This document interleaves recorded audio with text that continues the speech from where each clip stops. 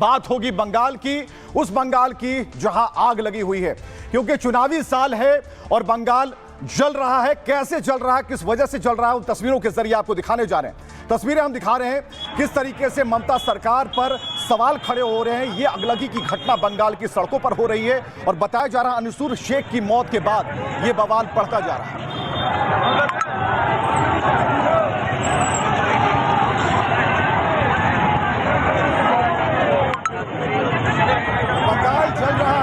बंगाल जल रहा है, पुलिस की मौजूदगी है, लेकिन मूक दर्शक बनी हुई है ममता दीदी की पुलिस। और इसके बाद हम आपको दिखा रहे हैं बाबरी ब्रिगेड ने किस तरीके से बंगाल को जलाया है, क्योंकि बाबरी की नींव के बाद ये जो शोर है, ये जो प्रदर्शन है और उग्र हो चला है। टायर जला जा रहे हैं सड़कों पर।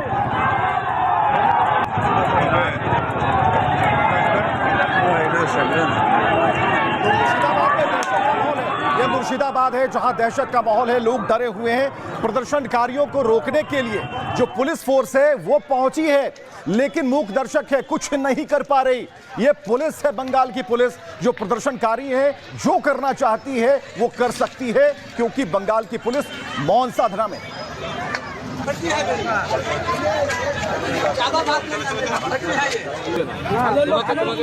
पूरी तरह से लॉ एंड ऑर्डर फेल है। मुर्शिदाबाद की तस्वीरें हम आपको दिखा रहे हैं। बर्निंग बंगाल के तौर पर ये सामने नजर आ रहा है, लेकिन प्रदर्शन के पीछे किसकी साजिश है आप देखिए। ये प्रदर्शन बंगाल की सड़कों पर चल रहा है और ये बता रहा है कि बंगाल जल रहा है और उसे संभलने और संभालने की जरूरत है। लेकिन जिन तस्वीरों में सबसे अहम क्या है, प्रदर्शन रोकने गई पुलिस टीम पर हमला किया जाता है।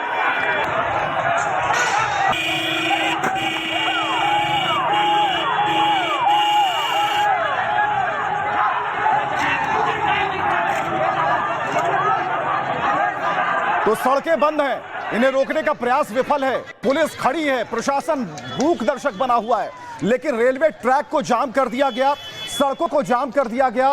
पूरे बंगाल को जलाने की कोशिश हुई और रफ्तार पर ब्रेक लगाने की कोशिश हुई। तस्वीरों से दिख रहा है रेलवे ट्रैक जाम, जलता हुआ बंगाल।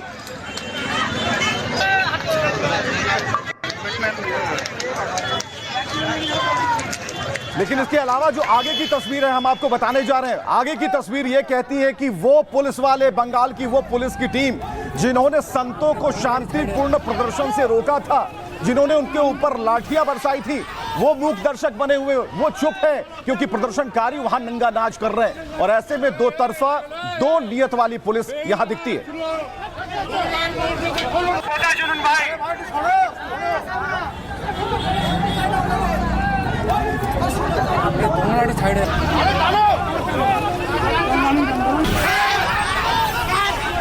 तो ये उपद्रव, ये प्रदर्शन यूं ही नहीं है। इससे पहले हम आपको बता रहे हैं, कुछ याद कराने की कोशिश कर रहे हैं, कैसे बाबरी ब्रिगेड को सहमति देने वाले ने पूरे तरीके से प्रदर्शन की नींव रख दी थी। और हम आपको दिखा रहे हैं हुमायूं कबीर को, जिसने यहां पर पूरी तरीके से मजबूती से नींव रखी। उसके बाद बंगाल जलने की जो पटकथा है वो लिख दी गई। सुनिए क्या कहा था उसने।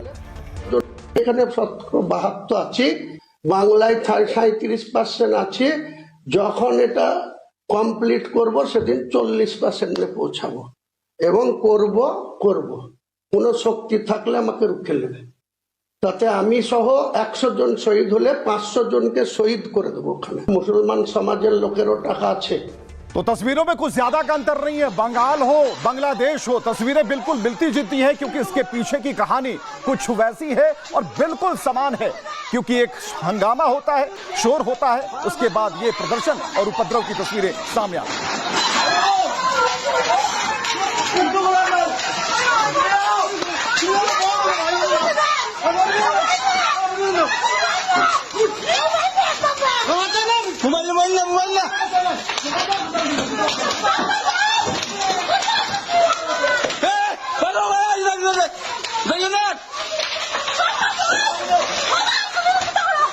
तो टारगेट पर हिंदू है, अंतर कुछ नहीं है। बंगाल हो या बांग्लादेश, बंगाल को बांग्लादेश बनाने की कोशिश हो रही है, लेकिन उस बंगाल में प्रधानमंत्री की पहुंच होती है। वो पहुंचते हैं और वहां पर वंदे भारत स्लीपर कोच देते हैं। आप समझिए कि बंगाल को रफ्तार देने की कोशिश कर रहे हैं प्रधानमंत्री मोदी। सर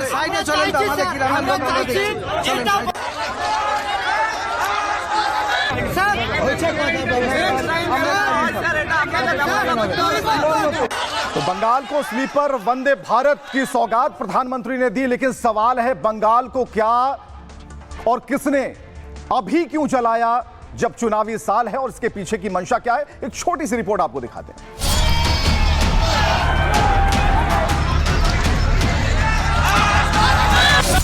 এরা ইচ্ছা করে বাংলায় দাঙ্গা লাগানোর চেষ্টা করছে, বিজেপির প্ল্যান এটা। इस बार बंगाल के लोग भी बीजेपी को भारी बहुमत से विजयी बनाएंगे। द बर्निंग बंगाल कहिए या जलती बंग भूमि,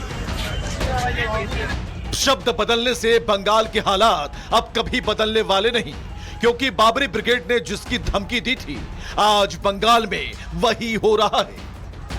তাতে আমি সহ 100 জন শহীদ হলে 500 জনকে শহীদ করে দেবো ওখানে।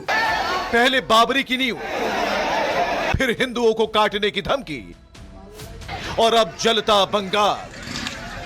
जिन ममता की पुलिस ने साधुओं की पीठ पर लाठियां भांजी थी, सनातनियों को दौड़ा दौड़ा कर पीटा था, आज वही पुलिस बंगाल को बांग्लादेश बनता देख कट्टरपंथियों के आगे खामोश है।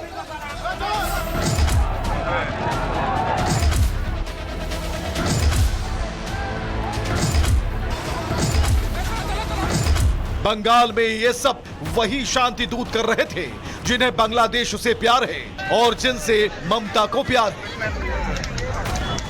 আমি সংখ্যালঘুদের এটাই বলবো, পরিযায়ী শ্রমিকদের উপর যে অত্যাচার হচ্ছে আমরা অলরেডি টেক আপ করেছি এবং আমরা কেসও করেছি, আমরা পরিবারগুলোকে সাহায্য করছি।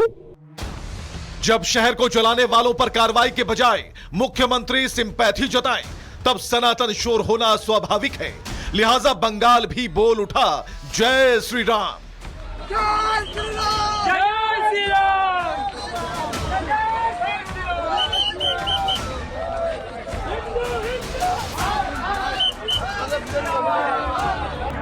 चुनावी साल में जलते बंगाल को बुझाने के बजाय आग पर पेट्रोल डालने की साजिश हो रही है। ना राज धर्म याद आ रहा है, ना लॉ एंड ऑर्डर का अता पता, बस जलता बंगाल। तो बंगाल की सड़कों पर जय श्री राम के नारे यूं ही नहीं लग रहे, वहां यूं ही जय श्री राम और हिंदू हिंदू भाई भाई के नारे नहीं लग रहे। इसके पीछे की जो पटकथा है, जो कहानी है, वो समझना बेहद जरूरी है। वो कहानी हम आपको समझाने जा रहे हैं। हुआ क्या ये समझिए। पश्चिम बंगाल एक बार फिर भीषण हिंसा और आग की चपेट में है और पश्चिम बंगाल में मुर्शिदाबाद के मजदूर की मौत के बाद भीड़ जो थी वो हिंसक हो गई। हिंसा की शुरुआत अनिसुर शेख की झारखंड में मौत के बाद हुई, यानी कि मौत के विरोध में प्रदर्शन के बहाने बेलडांगा को जलाने की साजिश रची गई। सैकड़ों प्रदर्शनकारियों ने NH-12 को 5 घंटे तक जबरन जाम रखा।